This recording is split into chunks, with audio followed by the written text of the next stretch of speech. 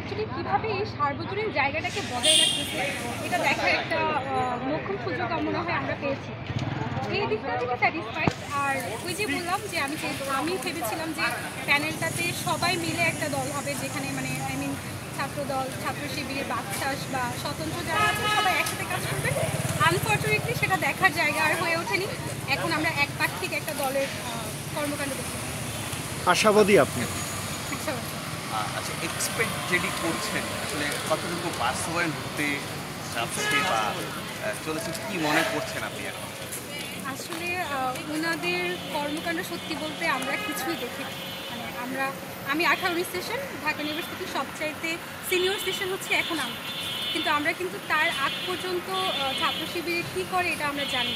So actually in future তারা কী বাস্তবায়ন করতে পারবে সেটাও প্রেডিক্ট করতে পারছি না।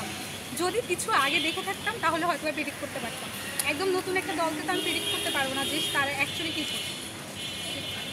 বাট আমি আশাবাদী, যেহেতু তারা লাইক নির্বাচনের পরপর যে ধরনের শোডাউন বা যে ধরনের বিশৃঙ্খলাগুলো হয় সেগুলো যেহেতু হয়নি, তারা যেহেতু তাদের ইশতেহার নিয়েই কাজ করে যাচ্ছেন, বারবার এই কথাগুলোই বলছেন, তো আমরা আশাবাদী যে তারা ইশতেহার পূরণে সর্বাত্মক চেষ্টা করবে।